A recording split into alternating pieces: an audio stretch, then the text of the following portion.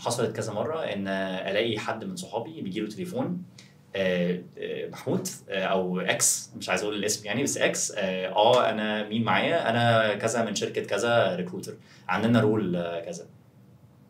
بس طب إيه فاضي اعمل معاك انترفيو؟ طب انت مين؟ انا did I apply؟ انا قدمت؟ طب انا عملت اي حاجه؟ مفيش. وبعدين تكلمني وتقول لي طب انا هبعت لك تيست بقى اعمله. يا باشا انا ما اعرفش انتوا مين اصلا. غير كده الايميلات هي اللي بتتبعت على طول، او المسجز على لينكدين. لو انا ببعت لحد مسج عشان عندنا رول، هاي اكرم I hope you're doing well I came across your profile وانت جامد جدا وعندنا رول كذا، ما تيجي. الانترفيوز انا بعمل لك انترفيو كاكرم مروان زي ما بالظبط هعمل انترفيو لحد تاني لسه خارج من الشركه من الجامعه قصدي، هي نفس الطريقه، هي بنفس الاسئله.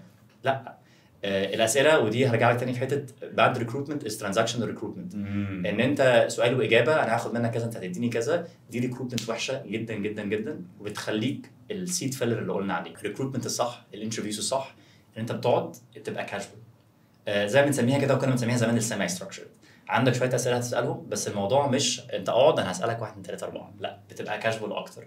فالبيرسوناليزيشن بيتاتش على حاجات كتيره قوي، من اول الريتش اوت للكانديديت لحد ما بنتكلم معاهم، لحد حتى الكوميونيكيشن ستايل بتاع كل كانديديت بيختلف.